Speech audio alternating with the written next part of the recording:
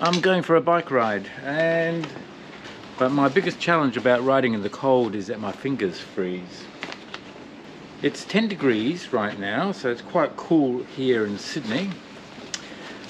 I've got my gloves, and when your fingers freeze, particularly on a long ride, then all the blood circulation stops in your forearm here, it stops in the back, it stops in the shoulder. Before long I start getting a really tight across the back of the shoulders here, and I can't move at all, which stiffens you up. And this is after about an hour of riding in cold weather.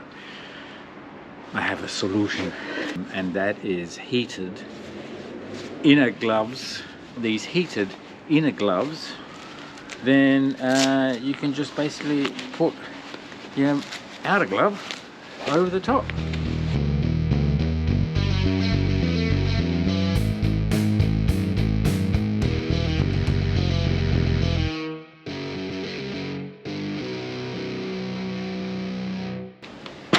Hi everybody, it's Peter Zellum's GriniFlix Adventure 8. Welcome to another video. Today I'm going for a bike ride, but my biggest challenge about riding in the cold is that my fingers freeze.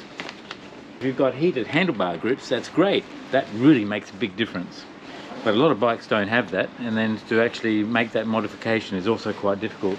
I do have an answer to the problem. So I've got some good gloves here, some K&F gloves. And when I buy gloves, I like to make, particularly for motorcycling, I like to make them quite roomy so that your hand isn't too squeezy.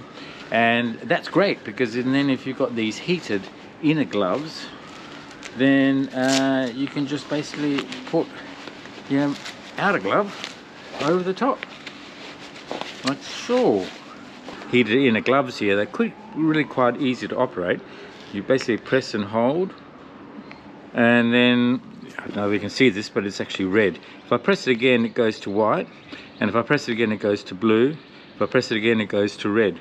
Red, white and blue. Red is the hottest setting, white is medium, and blue is the lowest setting as far as heating is concerned. But I'm anticipating that this is going to be a real game changer for comfort. Yeah, so these inner gloves can be used for skiing, and also they can be used for motorcycling or any cold applications you might be working out in the streets. And having these inner heater gloves could make a big difference. Go for a ride today. It is a sunny day, but it is cool. And we'll check out all these different settings and report back to you. Right. Keep going.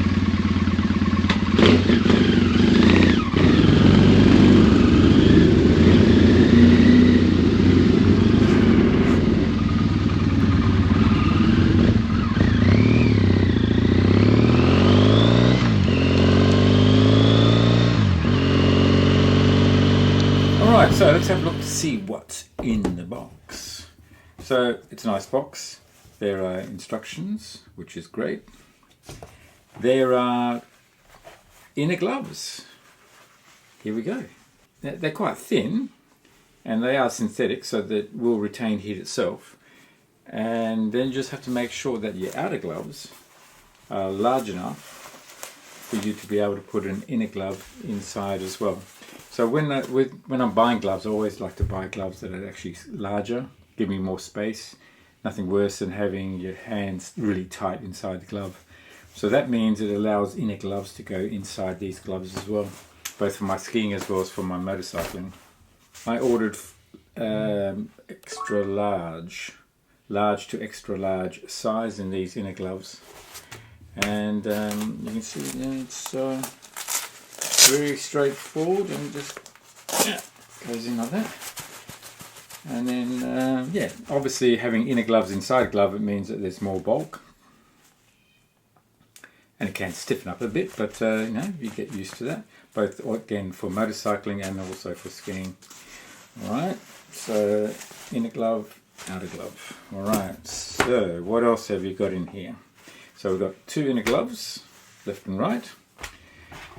There is a collar to the glove, and there is a zip compartment, and in that zip compartment you'll find a cable connector, and you have two batteries, which then you put them into the collar like that, and into the collar like that.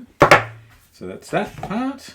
There is a cable charger with 2 connectors, so you can actually, if you're going to be charging your gloves, you're going to be doing left and right at the same time. So you've got 2 outputs here, so that's good.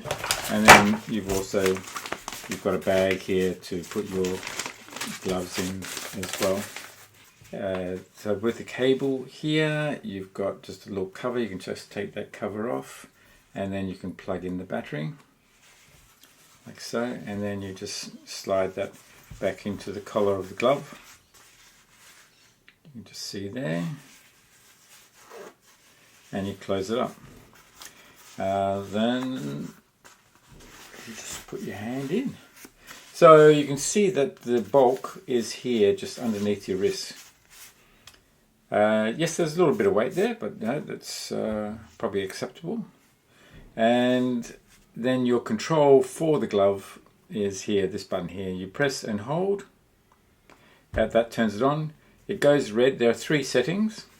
There's red, there's white, and there's also blue. So that represents the 3 heat settings. So red is the highest setting, white is medium, and blue is the lower setting. And if you hold it again, it will turn the whole unit off as well. When you do turn it on, hold and press and hold, then you can see there's a couple of LED here, LED lights here, 4 levels. If I press it, it shows you the battery level. There's fully charged right now. After it shows the level, it just goes off. But as soon as you change the setting, then it shows you the current level that it is on as well. There is a capacity limit. The white setting, the medium setting, has about a 5 or 6 hour operation. There will be details in the video. So that's how simple it is. So what other observations can I tell you? I did do some testing. So from a practical perspective, riding the motorcycle in cold weather, I found that my first trip was 2 hours long, and I basically put it on the medium setting, the white setting, and my hands were relatively warm. They weren't hot, they weren't cold, they were warm. So by the time I finished the ride, 2 hour ride, there was no loss of blood. So my fingertips were still, the tips were still a bit red. So that was perfect. Then I did also do the return trip, and I put it on the highest setting.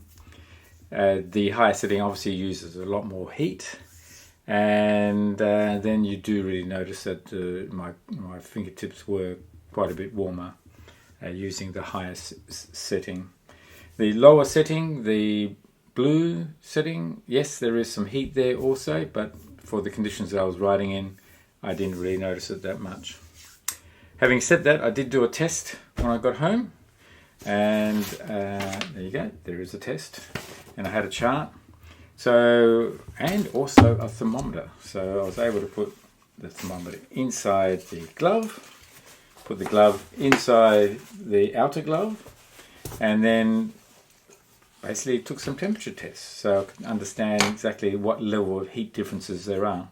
So in my particular case, with the ambient temperature around 20 degrees Celsius, in my situation, the blue setting, the lower setting, took the glove temperature to about 25 degrees. The white medium took it to about 30, let's take averages, and red was up to about 35 or thereabouts.